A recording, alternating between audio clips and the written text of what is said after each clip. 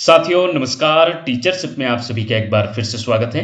साथियों, जैसा कि हमने इसके पहले वाले वीडियो में शैक्षिक एवं सामान्य बोध से मॉडल टेस्ट पेपर के रूप में टॉप 100 एमसीक्यूज देखे थे, जिसको आप सभी ने बहुत पसंद किए थे। निश्चित रूप से आज हम इस वीडियो में भी टॉप 100 एमसीक्यूज देखने वाले हैं, जो आपके शिक्षण अधिगम एवं विद्यालय पार्ट से रहेगा, जो आपके परीक्षा की दृष्टि से बहुत उपयोगी होने वाला है। बहुत से प्रश्न आपको कठिन स्तर का भी मिलने वाला है, जिनसे आपका कभी सामना नहीं हुआ है और पूछे जाने योग्य भी रहेगा। तो चलिए बिना देर के स्टार्ट करते हैं। साथियों, हमने शिक्षण अधिगम एवं विद्यालय पार्ट को भी हम कुछ प्रमुख भागों में डिवाइड किए हैं, क्योंकि आप शिक्षण अधिगम एवं विद्यालय पार्ट को ध्यान से देखिएगा तो ये भी 4-5 भागों में बटा रहता है, जिसमें पहला भाग से हम प्रश्न देखने वाले हैं शैक्षिक नीतियां, संगठन एवं उनके इतिहास या स्थापना से रिलेटेड प्रश्न, जो राष्ट्रीय या अंतर्राष्ट्रीय लेवल का हो सकता है।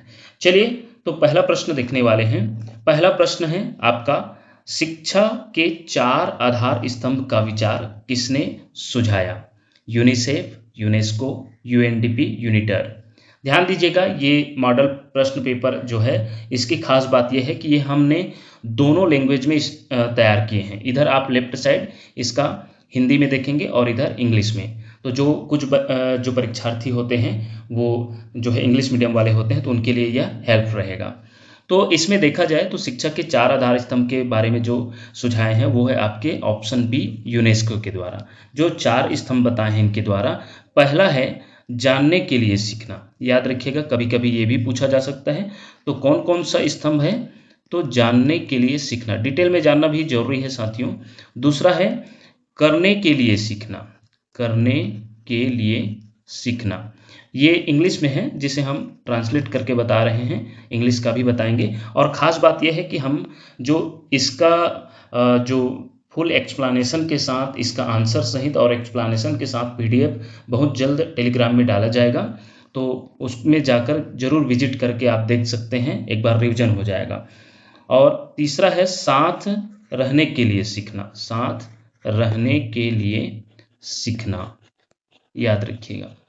और चौथा है आपका होने के लिए सीखना या व्यक्तित्व का विकास। ये खास करके व्यक्तित्व विकास कर सकते हैं, व्यक्तित्व का विकास या होने के लिए या सीखना।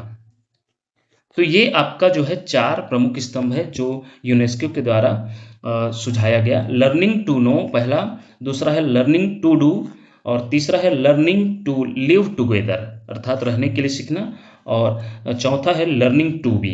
इस प्रकार आपका 4 आधार स्तंभ जो है यूनेस्को के द्वारा सुझाया गया। नेक्स्ट प्रश्न है, मानव संसाधन विकास मंत्रालय द्वारा स्वयं प्रभा चैनल कब प्रारंभ किए गए? ये बहुत इंपॉर्टेंट पहल है और इसके बारे में प्रश्न पूछा जाता रहता है। 2014, 2015, 2016, 2017। तो क्या होगा? आपका हो जाएगा ये ऑप्शन डी, 2017। याद रखिएगा, स्वयं प्रभा जिसमें जो है उच्च गुणवत्ता वाले शैक्षिक डीटीएच चैनलों का एक समूह है, जिसे आधिकारिक तौर पर 9 जुलाई 2017 को आपके भारत के राष्ट्रपति द्वारा लॉन्च किया गया था। तो इसे भी याद रखिएगा, और इसके बारे में हम डिटेल वीडियो पहले से बना रखे हैं, वहां पर जाके स्वयं प्रभा, स्वयं प्लस, इनके बारे में पूरा डिटेल में नॉलेज ले सकते हैं। नेक्स्ट है 2 वर्षीय बीएड पाठ्यक्रम हेतु मानक एवं नियम एनसीटीई द्वारा कब अधिसूचित हुए? 2013, 14, 2015, 2016। तो इसका उत्तर क्या हो जाएगा आपका? इसका उत्तर हो जाएगा ऑप्शन बी, 2014। याद रखिएगा, जो पहले बीच में ऐसा हुआ था कि 1 वर्ष का बीएड होता था, बीएड पाठ्यक्रम 1 वर्ष का, जिसे जो है 2 वर्ष कब किया गया? 2014 में। नेक्स्ट प्रश्न है, सर्व शिक्षा अभियान का उद्देश्य है स्कूलों में सभी लड़कियों का नामांकन, स्कूलों में सभी लड़कों का नामांकन, स्कूलों में सभी बच्चों का नामांकन, सभी बच्चों द्वारा प्राथमिक शिक्षा में नामांकन और उसका पूर्ण रूपेण समापन। तो इसका है ऑप्शन डी, इसका राइट आंसर है, याद रखिएगा। नेक्स्ट प्रश्न है, किसके द्वारा भारत में केंद्रीय विश्वविद्यालय की स्थापना की जाती है? किसके द्वारा पूछा गया है? केंद्रीय मंत्रिमंडल के प्रस्ताव द्वारा, मंत्रि परिषद के प्रस्ताव द्वारा, केंद्रीय शिक्षा सलाहकार बोर्ड कैप के द्वारा, संसद के अधिनियम के द्वारा। तो इसका उत्तर है साथियों आपका हो जाएगा ऑप्शन डी, संसद के अधिनियम के द्वारा। भारत में केंद्रीय विश्वविद्यालय सेंट्रल यूनिवर्सिटीज की स्थापना संसद द्वारा पारित एक अधिनियम एक्ट ऑफ पार्लियामेंट के माध्यम से की जाती है। भारत के राष्ट्रपति इन विश्वविद्यालयों के कुलाध्यक्ष विजिटर भी होते हैं, ये भी याद रखिएगा। नेक्स्ट है, निम्नलिखित में से किस प्राधिकरण को आरटीई अधिनियम 2009 के तहत शिकायतों के निवारण की जिम्मेदारी सौंपी गई है? इसका उत्तर क्या हो जाएगा? ऑप्शन देखते हैं, कैब, एनसीईआरटी, एनसीपीसीआर, एनसीएचआर। इसका उत्तर आपका हो जाएगा ऑप्शन सी, एनसीपीसीआर। एनसीपीसीआर क्या है? आरटीई एक्ट अधिनियम 2009 की धारा 31 के तहत राष्ट्रीय बाल अधिकार संरक्षण आयोग, ये क्या है? राष्ट्रीय बाल अधिकार संरक्षण आयोग, जिसे इंग्लिश में बोला जाता है national commission for protection for of child rights, इसे याद रखिएगा। इसका हम पीडीएफ आपको अवेलेबल कराएंगे बहुत जल्दी, तो उसमें देख सकते हैं। तो यह जो है राष्ट्रीय बाल अधिकार संरक्षण आयोग है, जो है देखा जाए आरटीई अधिनियम 2009 के तहत शिकायतों के निवारण के लिए जिम्मेदारी इन्हें सौंपी गई है। ऑप्शन सी इसका राइट आंसर होगा। वही राज्य लेवल में, ये राष्ट्रीय है और राज्य लेवल में कहा जाए तो एन की जगह में वहां एस हो जाएगा, SCPCR, अर्थात ये राज्य लेवल में हो जाएगा, राज्य बाल अधिकार संरक्षण आयोग। नेक्स्ट है, राष्ट्रीय शैक्षिक योजना एवं प्रशासन विश्वविद्यालय NUEPA की मुख्य जिम्मेदारी है। कभी कभी इसका फुल फॉर्म भी पूछा जाता है, तो फुल फॉर्म आप इंग्लिश में देख सकते हैं, national universities of educational planning and administration, इसका फुल फॉर्म है। तो इसका फुल फॉर्म कई बार पूछा गया है, तो याद रखिएगा इसे भी। तो यहाँ आपको राइट साइड में दिखाई दे रहा है, और पीडीएफ देंगे उसमें भी आपको इसका जो डिटेल नॉलेज मिलेगा उसमें भी आपको पता चल जाएगा। तो इसका उत्तर क्या होगा? इसका उत्तर हो जाएगा आपका ऑप्शन सी, शैक्षिक योजना से संबंधित अनुसंधान का संचालन करना। नेक्स्ट देखते हैं, शिक्षा का 10+2+3 प्रारूप किसके द्वारा अनुशंसित किया गया था? शिक्षा आयोग, माध्यमिक शिक्षा आयोग, विश्वविद्यालय शिक्षा आयोग, राष्ट्रीय शिक्षक आयोग। इसका उत्तर क्या हो जाएगा? इसका उत्तर है आपका ऑप्शन ए, शिक्षा आयोग 1964-66, दौलत सिंह कोठारी की अध्यक्षता वाले शिक्षा आयोग, जिसे कोठारी आयोग के नाम से भी जाना जाता है, ने पूरे देश के लिए 10+2+3 शिक्षा संरचना की सिफारिश की थी, जिससे पहली राष्ट्रीय शिक्षा नीति 1968 में अपनाया गया था। जो कि आज जो NEP 2020 की संरचना पूछा जाता है, क्योंकि ये भी बहुत बार पूछा जा रहा है, सरल होते जा रहा है, लेकिन अभी भी ये प्रश्न पूछा जाता है 5+3+3+4, ये आपके NEP 2020 की संरचना है। नेक्स्ट देखते हैं, विद्यालयी शिक्षा के लिए कौन सा संगठन राष्ट्रीय पाठ्यक्रम की रूपरेखा NCF तैयार करता है? अर्थात कौन सा संगठन जो है NCF तैयार करता है? NCF जिसका फुल फॉर्म होता है national curriculum framework, NCERT, CBSE, NUEPA, NCTA। तो इसका उत्तर है आपका ऑप्शन ए, NCERT। याद रखिएगा, जो नेशनल कैरिकुलम फ्रेमवर्क NCF तैयार करते हैं वो आपके NCERT हैं।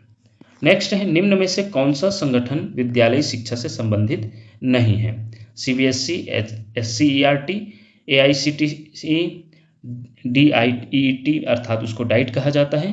तो इसका उत्तर क्या हो जाएगा? आपका ऑप्शन सी, ये आपके विद्यालयी शिक्षा से संबंधित नहीं है। CBSE है, SCERT भी है और डाइट भी है। जबकि AICTC क्या है? भारत में तकनीकी और इंजीनियरिंग शिक्षा के नियमन और विकास से संबंधित है, जिसका फुल फॉर्म होता है all India council for technical education. याद रखिएगा। नेक्स्ट प्रश्न देखते हैं, नवोदय विद्यालयों की स्थापना किस मुख्य उद्देश्य के लिए की गई है? बच्चों को आवासीय सुविधा उपलब्ध कराना, अनुसूचित जनजातियों को गुणवत्ता युक्त शिक्षा उपलब्ध कराना, अल्पसंख्यकों को गुणवत्ता युक्त शिक्षा उपलब्ध कराना, आवासीय परिसर में प्रतिभाशाली विद्यालयों को गुणवत्ता युक्त शिक्षा उपलब्ध कराना। तो इसका जो उचित आंसर है वो आपका ऑप्शन डी हो जाएगा, आवासीय परिसर में प्रतिभाशाली विद्यार्थियों को गुणवत्ता युक्त शिक्षा उपलब्ध कराना। नेक्स्ट प्रश्न देखते हैं, बहुत इंपॉर्टेंट हो सकता है ये भी। इसका जो है प्रश्न आपका, विशेष शिक्षा के अंतर्गत IEDSS का विस्तृत पूर्ण रूप क्या है? तो इसका उत्तर क्या हो जाएगा? इसका उत्तर आप यहाँ देखेंगे राइट साइड, तो इंग्लिश में दिया है, तो इसमें देखेंगे तो आपको ऑप्शन डी जो दिखाई दे रहा है, आई का इंक्लूसिव, ई का एजुकेशन, फॉर सब्स्टिट्यूट है, और डिसेबल एट सेकेंडरी स्टेज होगा, ये जो डबल एस है और डी और डबल एस का सेकेंडरी स्टेज है। ऑप्शन डी इसका राइट आंसर है, याद रखिएगा। यह जो है आपके माध्यमिक स्तर पर विकलांगों के लिए समावेशी शिक्षा का जो है कॉन्सेप्ट है, जो 2009-10 में शुरू हुई थी, याद रखिएगा। तो ये भी पूछा जा सकता है। नेक्स्ट है, स्वतंत्रता के बाद भारत में पहली शिक्षा नीति किस वर्ष निर्मित हुई थी? 1948, 1958, 1968, 1978।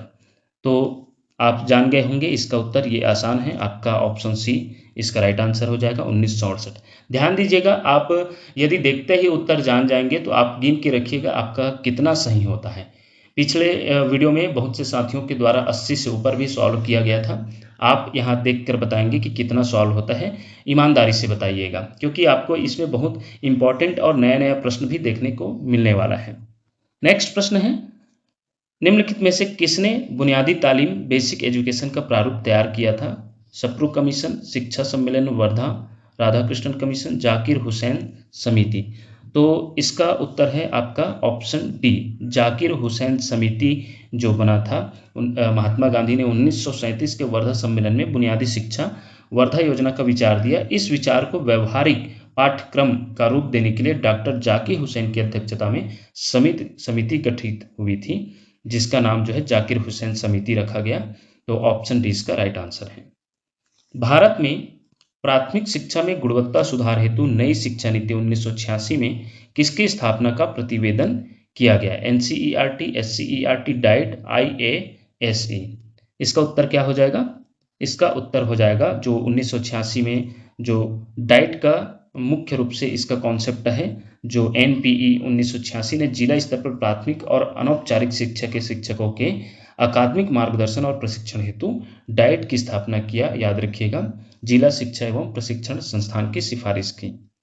ऑप्शन सी इसका राइट आंसर। शिक्षकों के ऑनलाइन व्यावसायिक विकास और प्रशिक्षण हेतु निष्ठा पोर्टल सहायता देता है। विद्यालयी शिक्षकों के सेवाकालीन प्रशिक्षण में, विद्यालयी शिक्षकों के सेवा पूर्व प्रशिक्षण में, विश्वविद्यालयी शिक्षकों के सेवाकालीन प्रशिक्षण में, विश्वविद्यालयी शिक्षकों के सेवापूर्ण प्रशिक्षण में। क्या होगा आपके अनुसार? ये इसका उत्तर हो जाएगा आपका ऑप्शन ए, विद्यालयी शिक्षकों के सेवाकालीन प्रशिक्षण में।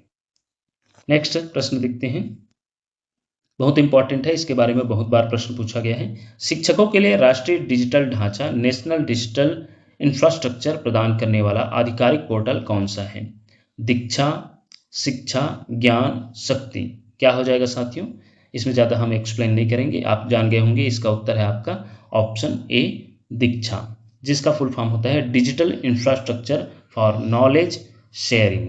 हम कई वीडियो में इसका चर्चा भी कर चुके हैं। यह जो है शिक्षकों, छात्रों और अभिभावकों को उच्च गुणवत्ता डिजिटल पाठ्यक्रम और क्यूआर कोडेड पाठ्य पुस्तकें प्रदान करती हैं। नेक्स्ट है, एनईपी 2020 प्रस्तावित करती है कि अधिगम कैसा होना चाहिए? अनुस्मरण आधारित, अनुभवात्मक, पाठ्यपुस्तक केंद्रित, परीक्षान्मुख। तो एनईपी 2020 मुख्य रूप से अनुभवात्मक अर्थात एक्सपेरिमेंटल की बात करती है। ऑप्शन बी, करके सीखने पर जोर देती है, इस कॉन्सेप्ट को जो है बताती है। तो ऑप्शन बी इसका राइट आंसर होगा। एनईपी 2020 के अनुसार विद्यालयी शिक्षा में शामिल संशोधित आयु वर्ग क्या है? 3 से 14 वर्ष, 3 से 18 वर्ष, 5 से 18 वर्ष, 6 से 14 वर्ष। तो जो साथी अगर देखते ही कभी कभी हम क्या करते हैं, आरटी एक्ट अधिनियम 2009 के अनुसार 6 से 14 वर्ष को ध्यान देकर इसी को टिक लगा देते हैं। तो याद रखिएगा, आप यहाँ गलती नहीं करेंगे, ऑप्शन बी इसका राइट आंसर होगा। अब जो है, क्योंकि शिक्षा संरचना जो है एनईपी 2020 के अनुसार इस प्रकार है, तो इसके आधार पर जो है इसको पूरा करने के लिए 3 से 18 वर्ष तक के बच्चे को लिया गया है, याद रखिएगा। और ये आपके आरटी एक्ट अधिनियम के अनुसार है।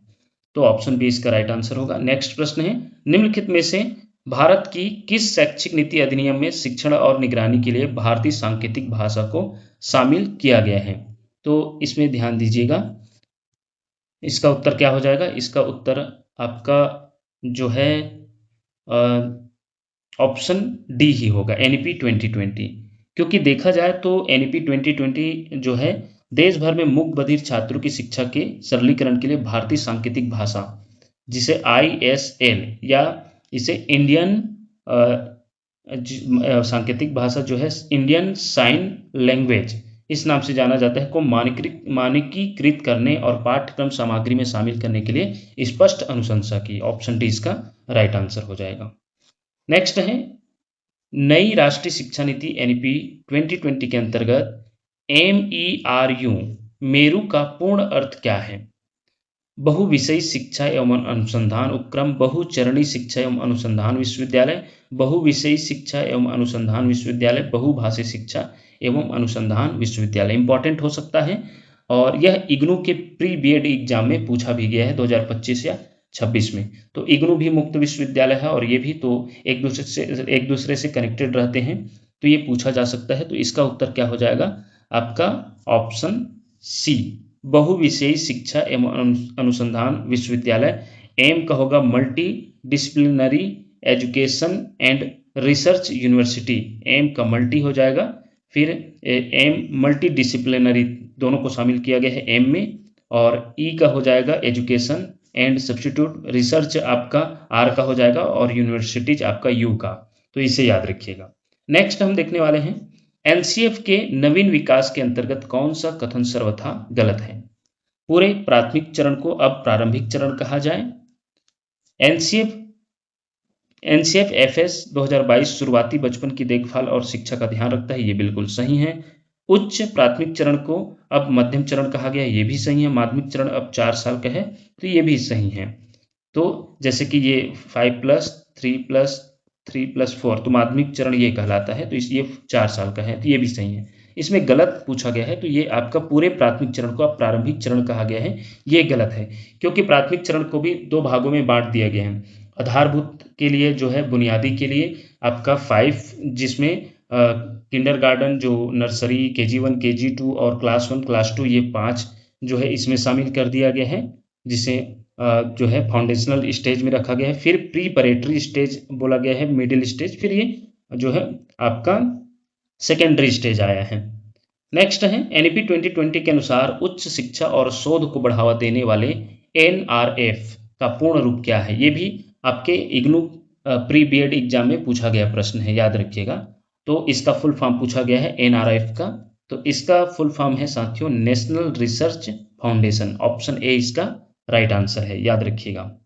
नेक्स्ट देखते हैं निम्नलिखित में से किस शिक्षा नीति ने विद्यालयों में 10 बस्ता मुक्त दिनों 10 बैगलेस डे की विशिष्ट अनुशंसा की? तो इसका अभी हाल ही में ऐसा हुआ है, बैगलेस डे की बात हुई है, जो एनईपी 2020 के द्वारा यह कॉन्सेप्ट लाया गया है, याद रखिएगा। तो इसका उत्तर क्या हो जाएगा ऑप्शन सी, राष्ट्रीय शिक्षा नीति 2020। नेक्स्ट है 4 वर्षीय एकीकृत बीएड कार्यक्रम अनिवार्य रूप से किसके द्वारा अनुशंसित किया गया है? तो 4 वर्षीय जो एकीकृत बीएड, अब जैसे कि 2014 में जो 1 वर्ष था उसको 2 वर्ष किया गया था, अब एकीकृत बीएड नाम दे दिया गया है, जो 4 वर्ष का किया जा रहा है, वो है आपके एनईपी 2020 के तहत। ऑप्शन ए इसका राइट आंसर हो जाएगा, याद रखिएगा। चलिए नेक्स्ट प्रश्न देखते हैं। नवोदय विद्यालय समिति एनवीएस की स्वायत्तशासी संस्था के रूप में स्थापना किस वर्ष की गई? ऑटोनोमस सोसाइटी के रूप में। तो इसका उत्तर क्या हो जाएगा आपका ऑप्शन डी, 1986 में। इसका भी जैसे कि डाइट की स्थापना के बारे में, ऑपरेशन ब्लैक बोर्ड के बारे में जो है इसका जिक्र किया गया था 1986 शिक्षा नीति में, तो उसी में एनवीएस की स्थापना के बारे में भी बोला गया था, ऑप्शन डी। नेक्स्ट अब हम देखने वाले हैं भाग 2 बाल विकास शिक्षण अभिरुचि एवं दर्शन से रिलेटेड एमसीक्यूज। तो इसमें देखेंगे 27वां प्रश्न है, प्रसिद्ध शिक्षा शास्त्री मारिया मॉन्टेसरी का नाम मुख्य रूप से किससे जुड़ा हुआ है? पूर्व स्कूली शिक्षा, विशेष शिक्षा, माध्यमिक शिक्षा, प्राथमिक शिक्षा। तो इसका उत्तर हो जाएगा आपका ऑप्शन ए, पूर्व स्कूली शिक्षा। याद रखिएगा, जो मारिया मॉन्टेसरी है वो इटली के थे, डॉक्टर मारिया मॉन्टेसरी, जो छोटे बच्चों 3 से 6 वर्ष तक के बच्चों की शिक्षा के लिए मॉन्टेसरी विधि का प्रतिपादन किया, जो पूर्णतः खेल, कर्मेंद्रियों व ज्ञानेंद्रियों के प्रशिक्षण तथा पूर्व स्कूली वातावरण पर आधारित था। नेक्स्ट देखते हैं किसके द्वारा विद्यालयों में बालकों को दिए जाने वाले मानसिक व शारीरिक दंड को पूर्णतः निषेध किया गया है? आरटी अधिनियम 2009, घरेलू हिंसा अधिनियम 2005, बाल श्रम निषेध अधिनियम, किशोर न्याय अधिनियम। तो इसका उत्तर है आपका आरटी एक्ट अधिनियम 2009 के अनुसार ही विद्यालय में जो मानसिक व शारीरिक रूप से दंड देना बिल्कुल पूर्णतः प्रतिबंधित किया गया है इस अधिनियम के अनुसार। ऑप्शन ए इसका राइट आंसर होगा। कक्षा का अनुशासन मुख्य रूप से किस ओर उन्मुख होना चाहिए? सामाजिक अनुरूपता, व्यक्तिगत और सामाजिक समायोजन, आत्मनिर्भरता, स्वीकार्य कक्षा व्यवहार। इसका उत्तर क्या हो जाएगा? इसका उत्तर आपका हो जाएगा ऑप्शन बी, व्यक्तिगत और सामाजिक समायोजन। नेक्स्ट है, किसी भी पाठ को प्रभावी और जीवंत बनाने के क्रम में एक शिक्षक के लिए सबसे आवश्यक क्या है? बच्चों के अनुभव से सामग्री को जोड़ना, निहित वस्तु को इस प्रकार व्यवस्थित करना कि बच्चे उसे समझ सके, पाठ को यथाक्रम बनाने की योजना तैयार करना, उदाहरणों और पूर्ण विवरण प्रस्तुत करते हुए पाठ की व्याख्या करना। तो इसका उत्तर क्या हो जाएगा आपका? ऑप्शन ए, बच्चों के अनुभव से सामग्री को जोड़ना। नेक्स्ट है, जब एक बच्चा कक्षा में विषय वस्तु से संबंधित प्रश्न पूछता है तो शिक्षक को सामान्यतः क्या करना चाहिए? बच्चे की उत्सुकता को शांत करने के लिए सीधा उत्तर देना चाहिए, पाठ्य पुस्तक अथवा अन्य संदर्भ का उल्लेख करना चाहिए, उस प्रश्न को दूसरे बच्चे की ओर उत्तर देने के लिए कहना चाहिए, उसे खुद के जवाब तलाशने में सहायता पहुंचानी चाहिए। वैसे तो आपका देखा जाए तो इसमें दो जो ऑप्शन है वो आपका उत्तर हो सकता है, ए और डी, क्योंकि कभी कभी लेकिन यहाँ पूछा जा रहा है विषय वस्तु से संबंधित प्रश्न पूछा जाता है जब शिक्षक पढ़ा रहे होते हैं, तो उस हिसाब से देखा जाए तो आपका ऑप्शन ए उत्तर हो जाएगा। बच्चे की उत्सुकता को शांत करके सीधा उत्तर देना चाहिए। लेकिन मान लो अन्य टाइम पूछा जाता, उन्हें खोज कर खुद तलाश करके जो है अपना अधिगम को मजबूत करने का एक मार्ग होता है जो करके सीखने पर, तो उस टाइप का यदि प्रश्न पूछा जाता तब आपका ऑप्शन डी होता, लेकिन यहाँ पर ऑप्शन ए इसका राइट आंसर। मनोवैज्ञानिक दृष्टिकोण से एक बहिष्कृत बच्चा का स्वभाव कैसा होता है? आक्रामक, नकारात्मक, पढ़ाई से जी चुराने वाला, निडर एवं साहसी। बहुत इंपॉर्टेंट प्रश्न है ये भी। आपके हिसाब से क्या होगा? इसका उत्तर हो जाएगा आपका ऑप्शन ए, आक्रामक। नेक्स्ट प्रश्न देखते हैं, एक शैक्षिक संस्थान का सबसे अच्छा और कुशल मुखिया वह है जो क्या होगा? ऑप्शन देखते हैं, समझता है कि अच्छा शैक्षिक प्रशासन क्या है, पूरी दृढ़ता से इसके सिद्धांतों को लागू करता है, अनुशासन के प्रति व्यक्तिगत रूप से सावधान रहता है और कदाचार अथवा दुर्व्यवहार के साथ समझौता नहीं करता, अपने दृष्टिकोण से लचीला और सहयोगात्मक ढंग से मानव संवेदना सहित कार्य करता है, कर्मचारियों और छात्रों को स्वच्छंदता प्रदान करता है, उनके मामलों में कम से कम हस्तक्षेप करता है। देखिए पहले तो ऐसे प्रश्नों में जो नहीं हो सकता उसको काट दीजिए, ये नहीं हो सकता और आपके ये नहीं हो सकता। अब देखते हैं ये, क्योंकि समझता है शैक्षिक प्रशासन क्या है, पूरी दृढ़ता से उसके सिद्धांतों को लागू करता है, ये भी आपका उत्तर कभी कभी आपको दो उत्तर में जो है बहुत कंफ्यूज करता है, या तो ये उत्तर हो सकता है या तो ये भी आपके देखा जाए तो बिल्कुल सही लग रहा है। और सी भी देखा जाए तो अपने दृष्टिकोण में लचीला होना चाहिए, एक जो मुखिया होता है वो लचीला भी होना चाहिए और सहयोगात्मक ढंग से मानव संवेदना को समझते हुए कोई चीज़ को निर्णय ले। तो देखा जाए तो मैं इसमें दोनों में कंफ्यूज था, लेकिन इसका उत्तर जो है क्योंकि ये मैं ओल्ड क्वेश्चन पेपर इग्नू का देख रहा था तो उसमें इसको लिया गया था और इसमें देखा जाए तो ये भी उत्तर लिया जा सकता है। जैसे कि आप गूगल करेंगे तो आपको गूगल में ये उत्तर मिल रहा है, तो आप भी विवेक लगा सकते हैं कौन सा उत्तर इसका हो सकता है। दो ऑप्शन में ज़्यादा कन्फ्यूजन हो रहा था मेरे को भी। निम्नलिखित में से कौन सा कारक शिक्षा के व्यापक उद्देश्य को प्राप्त करने में मददगार नहीं है? बाल विकास की समझ, शिक्षण सामग्री का चयन, अधिगम अनुभव का परिकलन, मूल्यांकन के साधनों की तैयारी। तो इसका उत्तर क्या हो जाएगा? ऑप्शन बी, शिक्षण सामग्री का चयन। याद रखिएगा शिक्षक के व्यापक लक्ष्यों को, क्योंकि व्यापक लक्ष्यों की बात करेंगे तो व्यापक लक्ष्यों में बाल विकास को समझना बहुत जरूरी है, अधिगम अनुभव को भी प्राथमिकता देना चाहिए और मूल्यांकन के साधनों को। लेकिन जो सबसे कमजोर लग रहा है, व्यापक उद्देश्य पूछा जा रहा है, तो आपका शिक्षण सामग्री का चयन ये व्यापक नहीं हो सकता। ये आपका संकीर्ण होगा, जरूर संकीर्ण या तात्कालिक उद्देश्य हो सकता है, लेकिन यहाँ व्यापक पूछा जा रहा है। व्यापक जो है बहुत गहरा संबंध को दर्शाता है, तो इसके आधार पर ऑप्शन बी इसका राइट आंसर हो जाएगा, क्योंकि मददगार नहीं है पूछा गया है। नेक्स्ट है, शिक्षक के लिए छात्र का आदर शुरुआत में ही शिक्षक के किस गुण से उत्पन्न होना चाहिए? कानूनी अधिकार से, वयस्क के रूप में प्रतिष्ठा से, व्यक्तिगत निष्ठा और सद्भावना से, अभिभावक के विकल्प के रूप में हैसियत से। तो इसका सबसे उचित जो आंसर दिख रहा है आपका ऑप्शन सी। ऑप्शन सी इसका राइट आंसर हो जाएगा, व्यक्तिगत निष्ठा और सद्भावना से।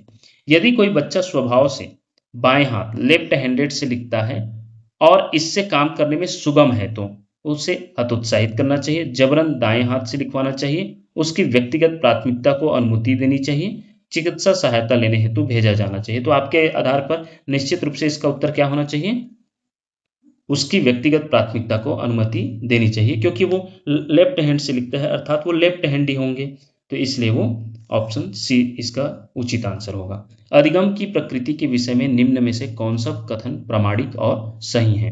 बच्चों द्वारा गलतियां करना दर्शाता है कि कोई अधिगम नहीं हुआ।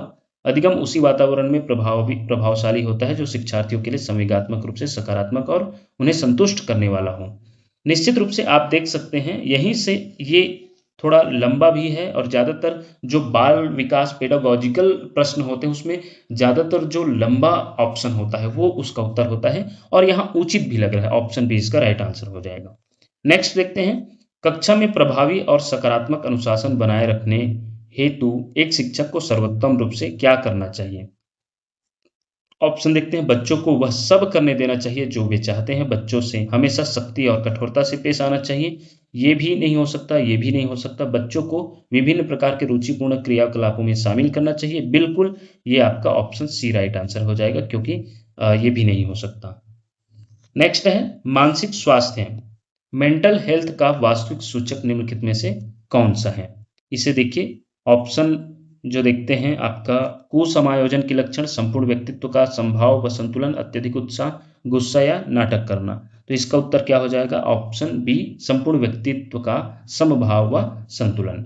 नेक्स्ट है, एक छोटी नर्सरी कक्षा में पहले दिन के शिक्षण प्रारंभ के लिए कौन सा विषय शीर्षक सबसे उपयुक्त रहेगा। याद रखिएगा, नर्सरी या छोटे क्लास 1 क्लास 2 तक देखा जाए, क्लास 3, ये सभी के लिए जो छोटे कक्षाओं के लिए नर्सरी से लेकर उनका जो सबसे उपयुक्त शीर्षक रहेगा वो मेरा परिवार रहेगा। याद रखिएगा, ऑप्शन डी इसका राइट आंसर हो जाएगा। नेक्स्ट देखते हैं, प्रति वर्ष 11 नवंबर को संपूर्ण देश में राष्ट्रीय शिक्षक दिवस किसकी स्मृति में मनाया जाता है। Doctor Sarvepalli Radhakrishnan, Maulana Abul Kalam Azad, doctor Zakir Hussain, Mahatma Gandhi.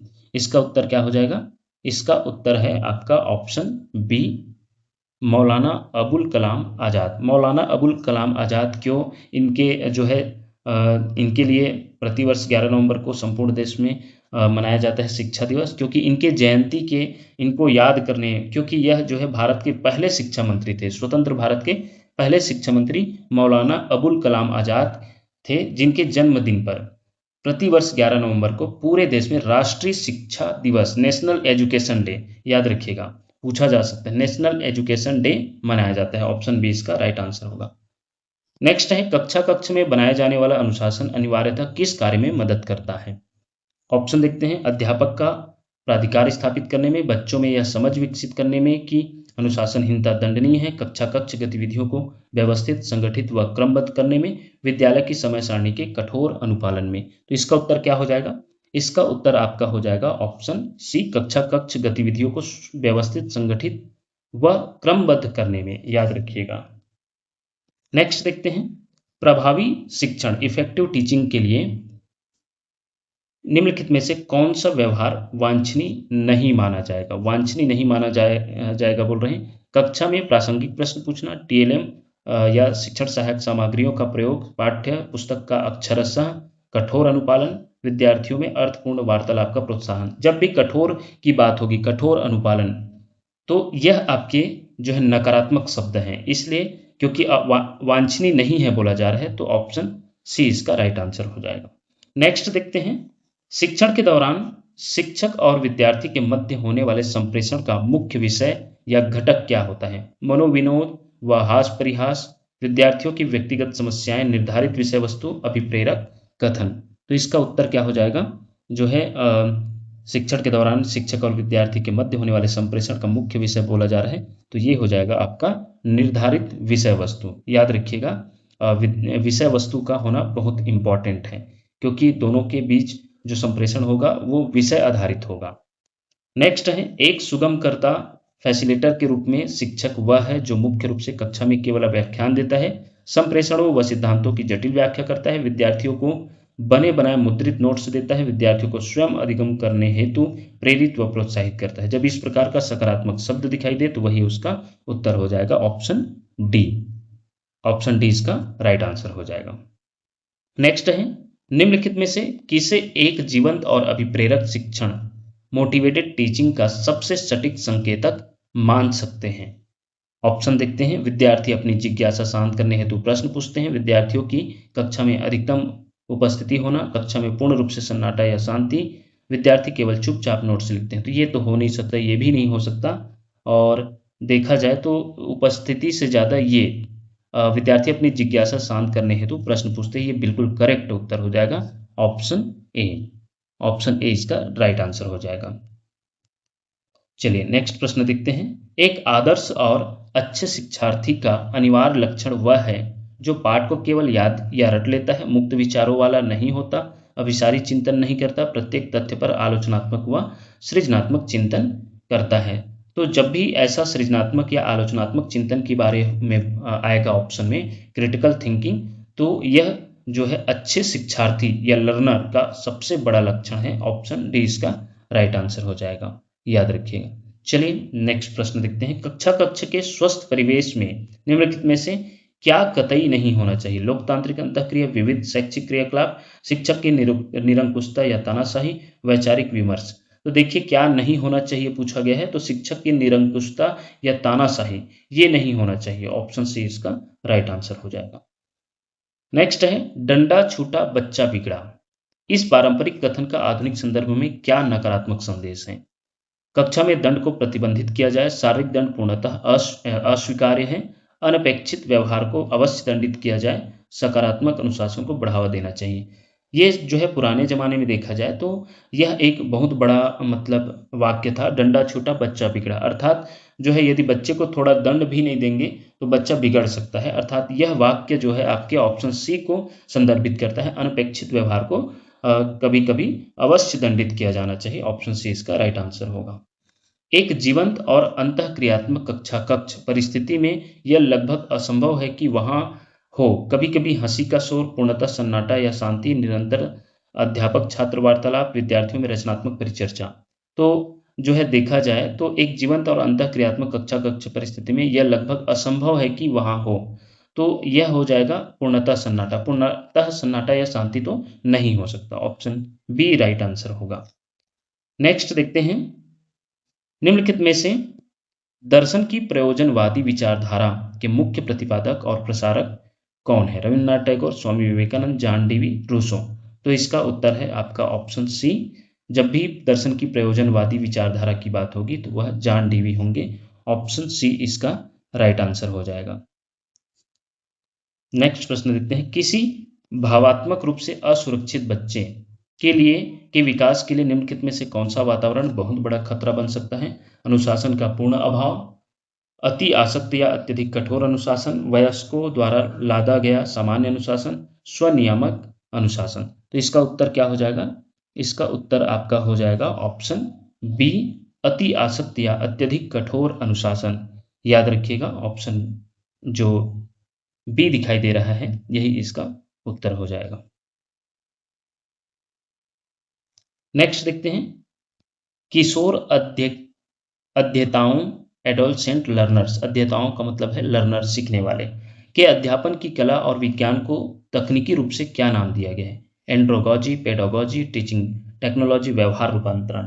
तो याद रखिएगा इसका उत्तर क्या हो जाएगा? पेडागॉजी नाम दिया गया। बच्चों के जो है मनोवैज्ञानिक रूप से अध्ययन किया जाता है तो हम पेडागॉजी से रिलेटेड हो जाएगा। ऑप्शन बी इसका राइट आंसर होगा। नेक्स्ट प्रश्न देखते हैं।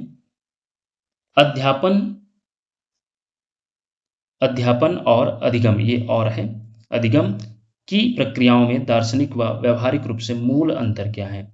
अध्यापन एक मध्यस्थ व्यवहार है, अधिगम नहीं। अधिगम एक मध्यस्थ व्यवहार है, अध्यापन नहीं। दोनों ही मध्यस्थ व्यवहार है, दोनों में कोई व्यवहारिक अंतर नहीं है। बहुत इंपॉर्टेंट प्रश्न है और बहुत इसको जो है मैं भी थोड़ा कंफ्यूजन में था, लेकिन जो देखा जाए तो अगर इसमें बात किया जाए, उत्तर की बात करें तो यह आपका ऑप्शन ए हो जाएगा। अध्यापन एक मध्यस्थ व्यवहार है जबकि अधिगम नहीं, क्योंकि दार्शनिक रूप से पूछा गया है। अध्यापन एक मध्यस्थ या हस्तक्षेप व्यवहार है। अध्यापन क्यों है? क्योंकि शिक्षक जो है, शिक्षक, विषय वस्तु और छात्र, इसमें तीन पार्ट होते हैं अध्यापन के लिए: शिक्षक, विषय वस्तु और छात्र। तो इनके बीच जब तक क्रियाकलाप नहीं होगा, अंतःक्रिया नहीं होगा, तब तक जो है अध्यापन नहीं होगा। उसे अध्यापन का पार्ट ही है शिक्षक, विषय वस्तु और छात्र। तो ये क्या हो गया? आपका मध्यस्थ व्यवहार हो गया। और अधिगम क्यों नहीं है?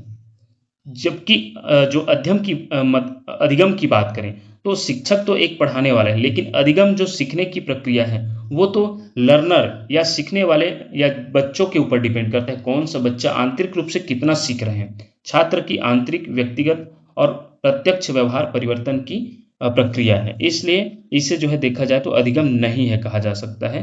ऑप्शन ए इसका उचित आंसर होगा। नेक्स्ट अब हम देखने वाले हैं शिक्षण विधियां, तकनीक एवं आईसीटी। इससे रिलेटेड भी प्रश्न पूछा जाता है भाग 3 में। तो इसमें हम देखने वाले हैं पहला प्रश्न, और इस मॉडल टेस्ट पेपर का 55वां प्रश्न।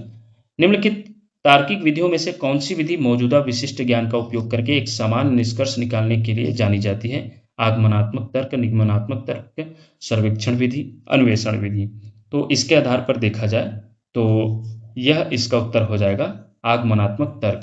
क्योंकि ध्यान दीजिएगा, आगमन विधि में विशिष्ट उदाहरणों या विशिष्ट ज्ञान से शुरुआत करते हुए हम उनके आधार पर एक सामान्य निष्कर्ष या सामान्य नियम स्थापित करते हैं। तो यह आगमनात्मक तर्क आ जाएगा, जो कि बताया जा रहा है विशिष्ट ज्ञान का उपयोग करके एक सामान्य निष्कर्ष निकाले जाते हैं। नेक्स्ट है शिक्षकों द्वारा शिक्षण के दौरान विभिन्न प्रकार की अनुदेशन सामग्री का प्रयोग मुख्य रूप से किस लिए किया जाता है?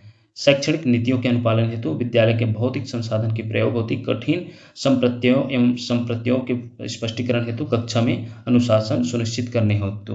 तो इसका उत्तर हो जाएगा आपका साथियों ऑप्शन सी, कठिन संप्रत्ययों व संप्रत्ययों के स्पष्टीकरण के लिए।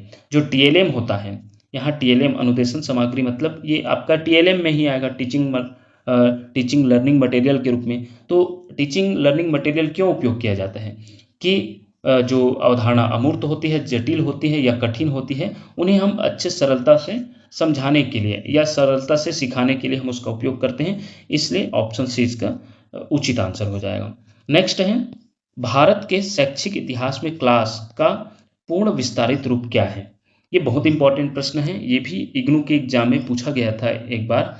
तो इसमें देखा जाए तो यहाँ थोड़ा इसका ऑप्शन की बात करें तो इसका उत्तर हो जाएगा option C, computer literacy and student in school. यहाँ स्टूडेंट नहीं है साथियों, इसको आप सर्च करके देख लीजिएगा, ये स्टडीज है, स्टडीज। तो ऑप्शन में ये थोड़ा गलत दिया था उसमें, तो लेकिन ऑप्शन सी इसका राइट आंसर है। बस इसमें computer literacy and studies in schools डालिएगा, ऑप्शन सी इसका राइट आंसर होगा।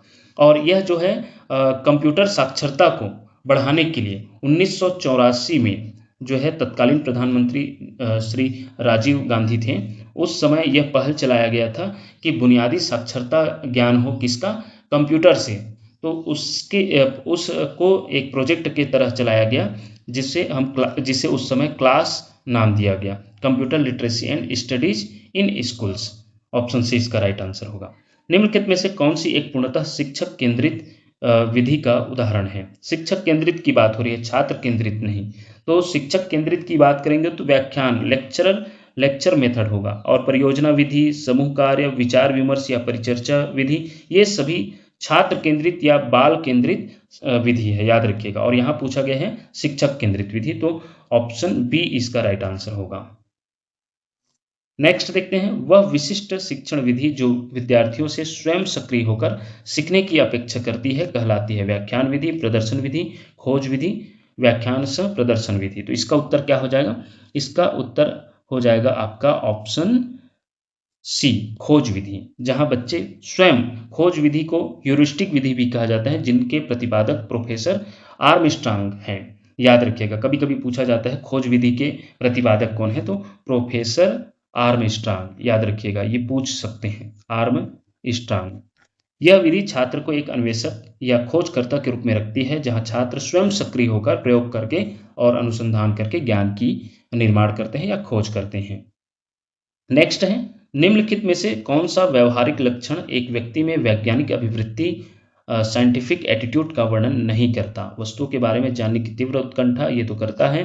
तथ्यों का आलोचनात्मक चिंतन, ये भी करता है। किसी घटना का क्या, क्यों और कैसे खोजना, ये भी करता है। और नहीं करता तो बोला गया है संकीर्ण मानसिकता या मुक्त मस्तिष्क वाला न होना। यह इसका राइट आंसर हो जाएगा। नेक्स्ट है, निम्नलिखित में से किस शिक्षण कौशल के अंतर्गत शिक्षार्थी के पूर्व ज्ञान का परीक्षण किया जाता है? तो यह बीएड जब करेंगे तो आपको पता चल जाएगा।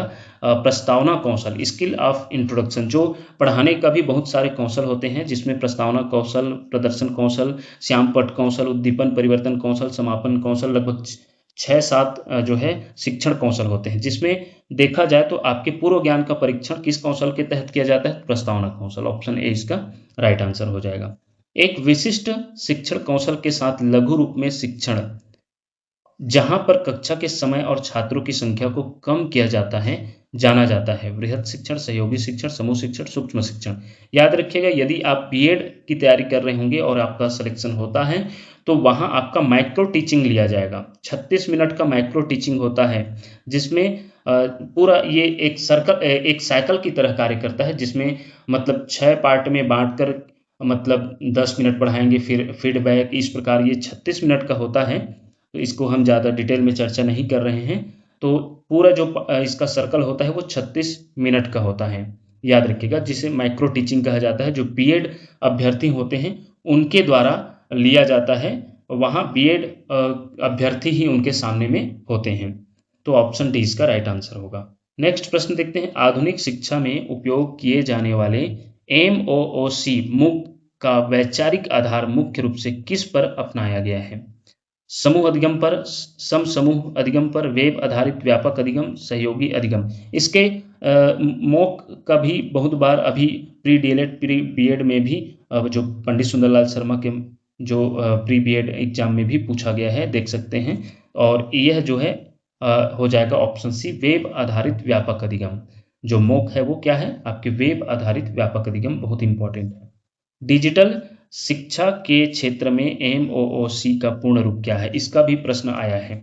मैसिव ओपन ऑनलाइन कोर्सेस, यही इसका उत्तर है साथियों, मैसिव ओपन ऑनलाइन कोर्सेस। याद रखिएगा, बहुत बार पूछा जाता है, ये बहुत इंपॉर्टेंट प्रश्न हो सकता है। चलिए अब हम ये, क्योंकि ये मुक्त शिक्षा अर्थात जो ODL है, जो अपना क्या है, ओपन डिस्टेंस लर्निंग वाला जो आपका मुक्त विश्वविद्यालय है, उसको प्रभावशाली बनाने का एक बहुत बड़ा माध्यम है मूक जो है, massive open online courses. Next प्रश्न देखने जा रहे हैं, शिक्षण के किस विशिष्ट स्तर में शिक्षार्थी संकल्पनाओं के सकारात्मक और नकारात्मक प्रतिभावनों उदाहरणों में अंतर करने का अवसर प्राप्त करता है? बोध स्तर, मूल्यांकन स्तर, स्मृति स्तर, चिंतन स्तर। तो इसका उत्तर हो जाएगा आपका ऑप्शन ए, बोध स्तर, अंडरस्टैंडिंग लेवल। नेक्स्ट देखते हैं, मनोविज्ञान के अनुसार किसी भी बालक में अवधारणा निर्माण, कॉन्सेप्ट फॉर्मेशन मुख्य रूप से किस पर निर्भर करता है? अधिगम, अधिगम का अंतरण, सृजनात्मक कल्पना। इसका उत्तर क्या हो जाएगा? इसका उत्तर आपका हो जाएगा ऑप्शन ए, अधिगम लर्निंग। याद रखिएगा।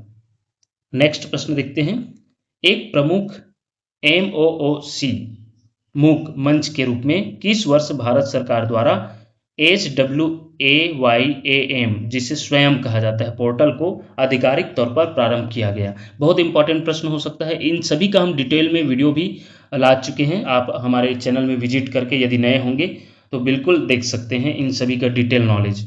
तो इसका उत्तर क्या हो जाएगा? ऑप्शन ए, 2017 में भारत सरकार के शिक्षा मंत्रालय द्वारा स्वयं, जिसका फुल फॉर्म होता है, याद रखिएगा, स्वयं का स्टडी, एस का स्टडी, वेब्स डब्ल्यू का, फिर ऑफ एक्टिव, और वाई का होता है एक्टिव लर्निंग, फिर वाई का होता है आपका young aspiring minds, young aspiring minds. इसका हम जो डिटेल में हम PDF इसका टेलीग्राम में डालेंगे, उसमें और अच्छे से देख सकते हैं। इसे जो है 9 जुलाई 2017 को तत्कालीन राष्ट्रपति द्वारा लॉन्च किया गया था। यह भारत का अपना स्वदेशी मूक प्लेटफॉर्म है।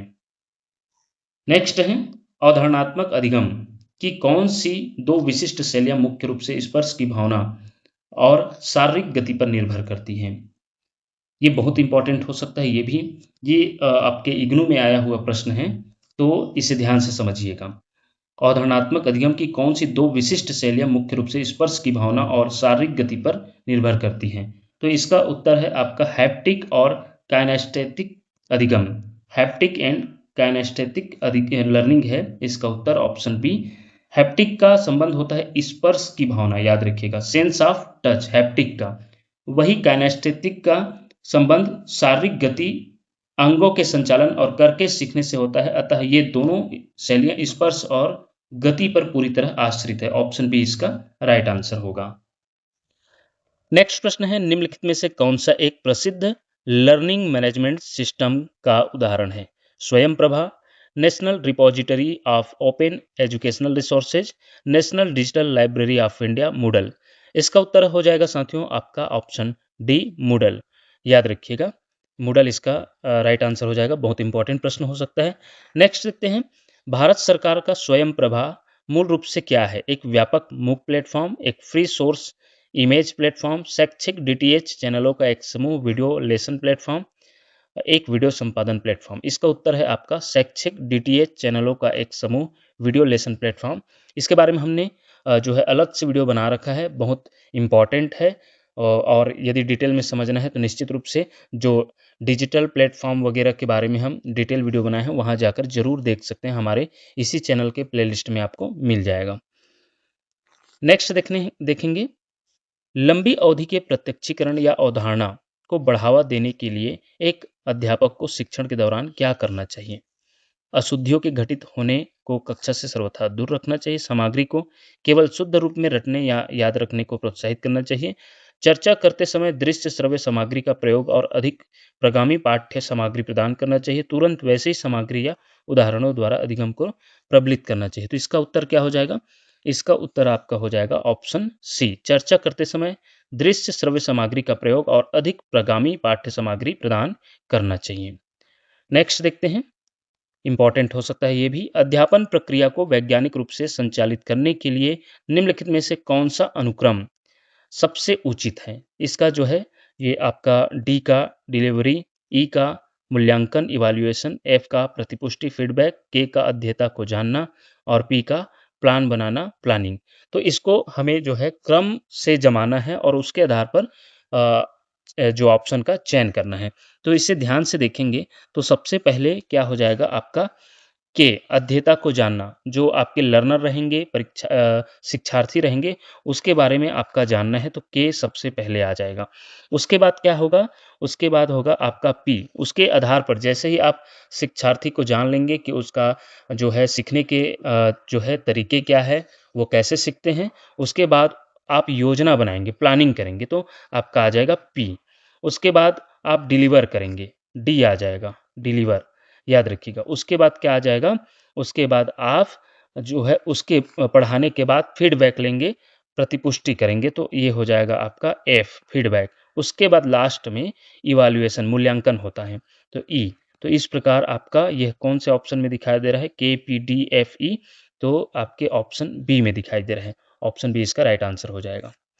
नेक्स्ट देखेंगे, अब हम चौथा भाग मापन, मूल्यांकन एवं विद्यालय प्रबंधन से रिलेटेड प्रश्न देखने वाले हैं, जिसका पहला प्रश्न है, स्कूली शिक्षा के अंतर्गत किए जाने वाले शिक्षार्थियों के मूल्यांकन का सबसे महत्वपूर्ण पहलू क्या है? आगामी परीक्षा की तैयारी कराना, छात्र के प्रदर्शन की पर्याप्तता का सही निर्णय लेना, छात्र के सर्वांगीण विकास का माप करना, केवल ग्रेड या अंक निर्दिष्ट करना। तो इसका उत्तर क्या हो जाएगा? इसका उत्तर आपका हो जाएगा ऑप्शन सी, छात्र के सर्वांगीण विकास का माप करना, याद रखिएगा, मापन करना। ऑप्शन सी इसका राइट आंसर हो जाएगा। स्कूल के संदर्भ में सतत और व्यापक मूल्यांकन सीसीई मुख्य रूप से किस ओर संकेत देता है? इसका फुल फॉर्म यदि पूछा जाता है उसे भी हम शामिल किए हैं और पूछा भी जाता है, continuous and comprehensive evaluation, CCE का फुल फॉर्म बहुत इंपॉर्टेंट रहता है इसका। इसके बारे में एक न एक प्रश्न पूछा जाता है। तो इसका उत्तर तो हो जाएगा ऑप्शन बी, अधिगम के दोनों शैक्षिक, स्कॉलेस्टिक एंड सशैक्षिक को स्कॉलेस्टिक पहलुओं का व्यापक आकलन। ऑप्शन बी इसका राइट आंसर हो जाएगा। सतत का अर्थात है निरंतर, और आकलन अर्थात पूरे सत्र में निरंतर और आकलन होता है। व्यापक का अर्थ होता है शैक्षिक, एवं सहशैक्षिक अर्थात शैक्षिक में आता है विषय संबंधित, याद रखिएगा, और सहशैक्षिक में आता है आपका खेल, कला, जीवन कौशल, दृष्टिकोण, ये सभी जो अन्य गतिविधि होते हैं वो आते हैं आपके सहशैक्षिक। तो इन सभी पहलुओं पर सतत एवं व्यापक मूल्यांकन होता है सीसीई के माध्यम से। तो ऑप्शन बी इसका राइट आंसर होगा। नेक्स्ट है विद्यालय के प्रशासनिक संदर्भ में सीसीई का अंग्रेजी में पूर्ण रूप फुल फॉर्म क्या है? तो वही अभी हम ऊपर देखें, continuous and comprehensive evaluation, option B इसका राइट आंसर होगा। शैक्षिक मापन के सिद्धांतों के अनुसार निर्णयन की प्रक्रिया को तकनीकी रूप से क्या कहा जाता है? आकलन, मापन, बजटिंग, मूल्यांकन। तो जो शैक्षिक मापन के सिद्धांतों के अनुसार निर्णयन की प्रक्रिया जो होती है, लास्ट में हम क्या करते हैं? हम लास्ट में बच्चों का जो प्रगति को जानने के लिए हम क्या करते हैं? इसका उत्तर हो जाएगा मूल्यांकन। ऑप्शन डी इसका राइट आंसर होगा। नेक्स्ट है बहुविकल्पी प्रश्नों, एमसीक्यूज के संदर्भ में निम्नलिखित में से कौन सा कथन पूर्णतः सत्य है? इसका उत्तर क्या होगा? पहले ऑप्शन देख लेते हैं। ये स्वभाव से पूर्णतः वस्तुनिष्ठ होते हैं और इसमें जांचकर्ता का पूर्वाग्रह नहीं चलता। ये विषयनिष्ठ होते हैं, इन्हें उचित भ्रामकों की आवश्यकता नहीं होती, इनका कोई निश्चित उत्तर नहीं होता। तो एमसीक्यूज जो बहुविकल्पी प्रश्न होते हैं उनके संदर्भ में कौन सा कथन सत्य पूछा जा रहा है? तो ये आपका ऑप्शन ए हो जाएगा। जो बहुविकल्पी प्रश्न होते हैं ये स्वभाव से पूर्णतः वस्तुनिष्ठ ऑब्जेक्टिव होते हैं, इसमें जांचकर्ता का पूर्वाग्रह नहीं चलता, इनका सटीक उत्तर होता है, याद रखिएगा। ऑप्शन ए इसका राइट आंसर होगा। नेक्स्ट है किस प्रकार के वस्तुनिष्ठ प्रश्नों में बालकों द्वारा दो पृथक वस्तुओं या तथ्यों के मध्य संबंध की पहचान करना संभव होता है? सत्य असत्य प्रकार के प्रश्नों में, मिलान करने वाले मैच द फॉलोइंग प्रश्नों में, बहुविकल्पी प्रश्नों में, रिक्त स्थान की पूर्ति करने वाले प्रश्नों में। तो इसका उत्तर क्या हो जाएगा? इसका उत्तर हो जाएगा, क्योंकि पूछा जा रहा है किस प्रकार के वस्तुनिष्ठ प्रश्नों में बालकों द्वारा दो पृथक वस्तुओं या तथ्यों के मध्य संबंध की पहचान, तो हम क्या करते हैं? सही जोड़ी मिलाओ या मिलान करने वाले। तो यही आपका ऑप्शन बी राइट आंसर हो जाएगा। नेक्स्ट है किस प्रकार के शैक्षिक प्रश्नों में अंकन की अर्थात स्कोरिंग की बढ़ती हुई वस्तुनिष्ठता और विश्वसनीयता पाई जाती है? निबंधात्मक प्रश्न, लघु अनुच्छेद वाले प्रश्न, अति लघुत्तरी वाले प्रश्न, बहुविकल्पीय प्रकार वाले प्रश्न अर्थात एमसीक्यूज। तो निश्चित रूप से यही है आपका, क्योंकि इसमें जो है सटीक उत्तर रहता है इसका, वस्तुनिष्ठता और विश्वसनीयता बहुत होती है। तो ऑप्शन डी इसका उत्तर हो जाएगा। नेक्स्ट है एक विद्यालय के वित्तीय प्रबंधन में किस विशिष्ट रजिस्टर में सरकार से प्राप्त अनुदानों, ग्रांट्स और होने वाले व्यय को अभिलेखित रिकॉर्ड किया जाता है? कभी कभी हम हमारे जो प्रश्न आता है वो इस प्रकार के आ जाते हैं, जो रजिस्टर जैसे होता है स्कूलों में। आप भी यदि प्राइवेट स्कूल से जुड़े होंगे तो इस टाइप का, प्राइवेट स्कूल या गवर्नमेंट स्कूल से, तो आपको इस प्रकार के रजिस्टर का जो है आपको जानकारी रखना होता है। तो ये है आपका ऑप्शन सी, रोकड़ या कैश रजिस्टर। ऑप्शन सी इसका राइट आंसर हो जाएगा। नेक्स्ट प्रश्न देखते हैं।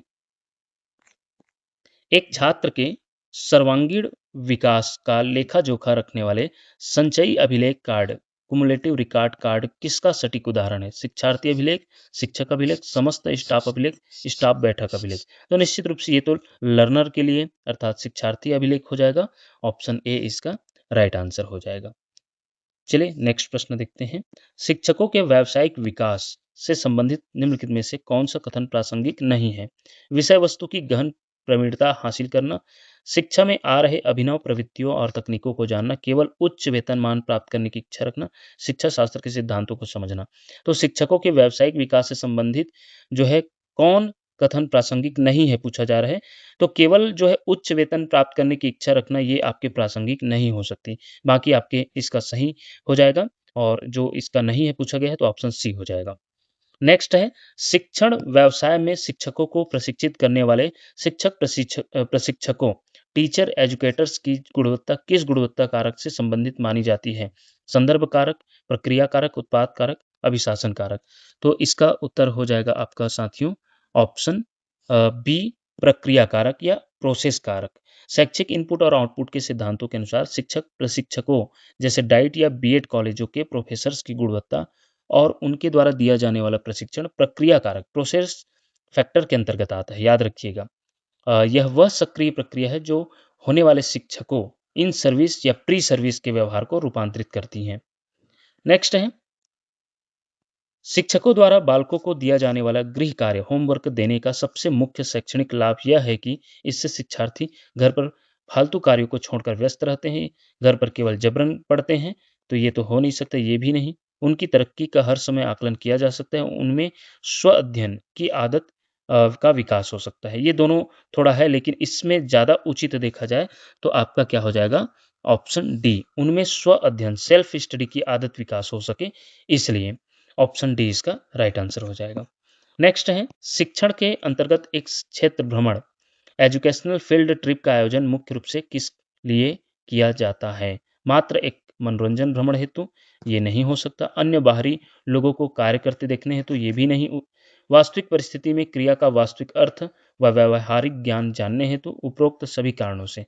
तो यह निश्चित रूप से देखा जाए तो इसका जो उचित आंसर है वो आपका ऑप्शन सी हो जाएगा, वास्तविक परिस्थिति में क्रिया का वास्तविक अर्थ व व्यावहारिक ज्ञान जानने हेतु। यही, क्योंकि प्रत्यक्ष अनुभव पर जो है बच्चे ज़्यादा सीखते हैं। जैसे शैक्षणिक भ्रमण में जू या चिड़ियाघर ले जाते हैं तो बच्चे जो चित्रों में पाठ्य पुस्तकों के माध्यम से जानवरों को जानते हैं, वो प्रत्यक्ष अनुभव से कैसे दिखते हैं, कैसे आवाज़ लगाते हैं। तो यह पर्यावरण अंतर्गत शैक्षणिक भ्रमण या पर्यावरण के नॉलेज के लिए बहुत इंपॉर्टेंट रहता है। ऑप्शन सी इसका राइट आंसर होगा। नेक्स्ट है, निम्नलिखित में से कौन सा कारक विद्यालय प्रभाविता से संबंधित एक अत्यंत कठिन और संवेदनशील मुद्दा माना जाता है? छात्रों में उत्तम अभिवृत्ति का विकास करना, संस्था प्रधान की नेतृत्व शैली, उपर्युक्त कौशलों का विकास करना, प्रशासनिक नीतियां। इसका उत्तर क्या हो जाएगा? इसका उत्तर आपका ऑप्शन ए, छात्रों में उत्तम अभिवृत्ति का विकास करना। नेक्स्ट देखते हैं, विद्यालयों में विभिन्न प्रकार की सांस्कृतिक गतिविधियां या सहपाठ्यगामी क्रियाकलाप आयोजित करने का सबसे बड़ा उद्देश्य क्या है? छात्रों में स्वतंत्र चिंतन विकसित करना, बालकों में बोध कौशल विकसित करना, छात्रों में राष्ट्रीय एकता और सामाजिक समरसता को बढ़ावा देना, किसी एक शीर्षक से संबंधित संदर्भों का पता लगाना। तो इसका उत्तर क्या हो जाएगा? इसका उत्तर हो जाएगा आपका ऑप्शन सी, छात्रों में राष्ट्रीय एकता और सामाजिक समरसता को बढ़ावा देना। नेक्स्ट देखते हैं, सतत एवं व्यापक मूल्यांकन के अंतर्गत मुख्य रूप से कौन कौन से अभिलक्षण शामिल होते हैं? ए देखते हैं, बहुत से परीक्षण, बी कसौटी आधारित परीक्षण, सी है अधिगम हेतु आकलन, और डी है पाठ्यगामी और सहपाठ्यगामी पक्षों का आकलन। इनमें से चुनना है कि कौन कौन सा आपका सतत एवं व्यापक आकलन या मूल्यांकन के रूप में अभिलक्षण शामिल होते हैं। तो इसमें देखा जाए तो इसमें सभी जो है आपके सीसी के अंतर्गत होने वाले अभिलक्षण हैं। तो ए, बी, सी, डी, अर्थात डी इसका सभी हो जाएगा, ऑप्शन डी इसका राइट आंसर हो जाएगा। नेक्स्ट देखते हैं, एक विद्यालय में अनौपचारिक शिक्षा इनफॉर्मल का मुख्य माध्यम क्या होता है? केवल औपचारिक विद्यालयन, जीवन पर्यंत चलने वाली स्वाभाविक प्रक्रिया, समयबद्ध पाठ्यक्रम, पूर्व नियोजित शैक्षिक नीतियां। तो इसका उत्तर क्या हो जाएगा साथियों?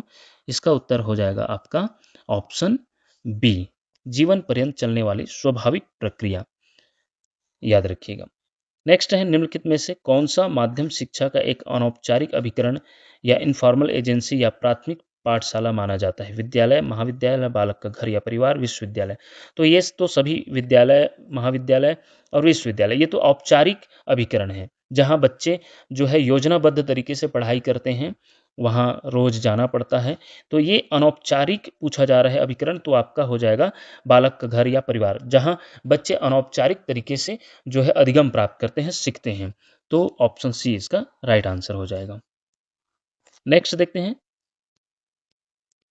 कक्षा 10 का एक विद्यार्थी अपने नियमित कक्षा समय के अलावा एक विशिष्ट फिटनेस कार्यक्रम में उपस्थित होता है। यह किस प्रकार की शिक्षा का एक उत्तम उदाहरण है?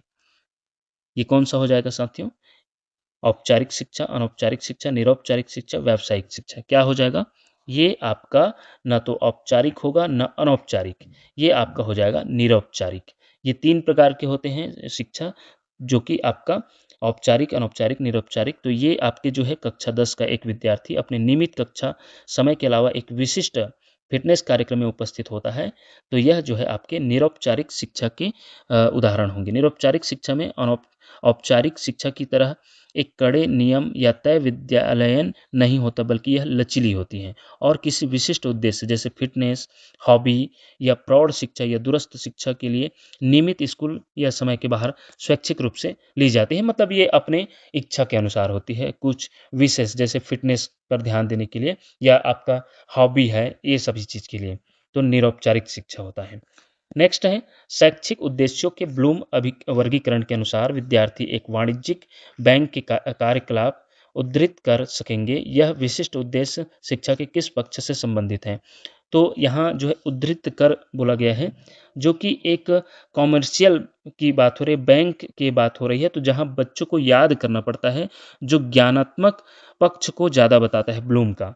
जिसमें देखा जाए तो ब्लूम के जो टैक्सोनॉमी है उसके 3 पक्ष बताते हैं, उसमें कौन से पक्ष के अंतर्गत आता है बोला गया है, तो यह हो जाएगा आपका ज्ञानात्मक या संज्ञानात्मक पक्ष। याद रखिएगा, ऑप्शन ए इसका राइट आंसर हो जाएगा। निम्नलिखित में से कौन सा व्यवहारिक व्यवहारवाद के सिद्धांतों को वर्णित नहीं करता? छात्रों द्वारा स्वयं ज्ञान का निर्माण, अधिगम हेतु मानसिक व शारीरिक तैयारी, थार्नडाइक का त्रुटि एवं प्रयास द्वारा अधिगम, पावलाव का शास्त्रीय अनुकूलन। इसका उत्तर क्या हो जाएगा साथियों? इसका उत्तर हो जाएगा आपका ऑप्शन ए, छात्रों द्वारा स्वयं ज्ञान का सक्रिय निर्माण करना। ये आपके व्यवहारिक व्यवहारवाद के सिद्धांतों को वर्णित नहीं करता, याद रखिएगा।